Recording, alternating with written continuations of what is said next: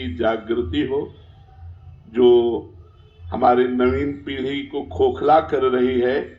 विषय प्रियता, भोग विलासिता और व्यसन, नशा।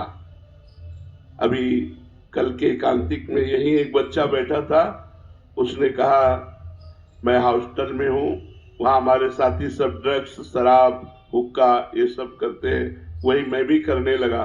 तो हमारे जो नए बच्चे हैं इनको शिक्षा दी जाए अध्यात्म की भी। केवल आधुनिक शिक्षा से ही कल्याण नहीं होना।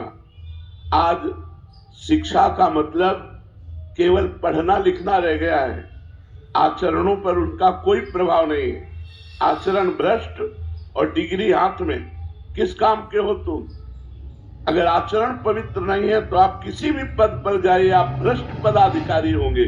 और भ्रष्ट पदाधिकारी या भ्रष्ट नेता या भ्रष्ट समाज प्रियता के पद पर बैठने वाला कभी लोग पोषण नहीं करता, वो लोग शोषण करता है, वो लोगों का शोषण करता है। इसलिए हमारे नए बच्चे ही ये आगे चलकर हमारे भारत के भविष्य हैं। इनको नशा से बचाइए और इनको व्यभिचार से बचाइए। जो हमारे देश का नहीं है वो भावनाएं आ चुकी हैं अन्य देशों वाली।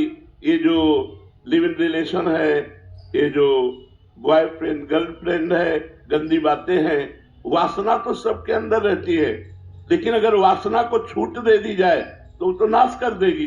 वासना को सीमा में रखा गया है। हमारा भारत देश धर्म प्रधान देश है, इसमें वासनाओं को सीमित किया गया है। हमारे 4 आश्रम हैं।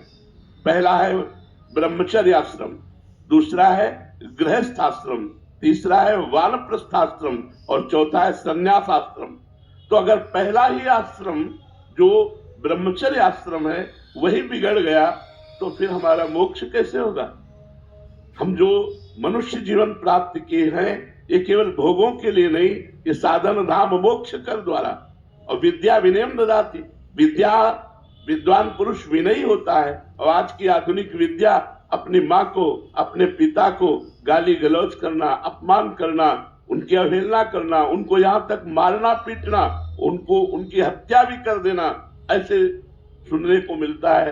तो हमारे बच्चों में ये जो नशा है ये हिंसात्मक वृत्ति पैदा कर देगा। अगर नशा नहीं मिलेगा तो अपने प्रियजनों की भी वो हत्या कर देगा। इसलिए आप जैसे माता पिता, शिक्षक, समाज प्रिय, इनको चाहिए कि हमारे समाज के जो बच्चे हैं, अपने घर के जो बच्चे हैं, स्कूल के जो बच्चे हैं, इनको बैठाल करके इनके दिमाग में डाले कि ब्रह्मचर्य का नाश ही जीवन का नाश है। कोई भी नशा करना अपने जीवन को पतित कर लेना है।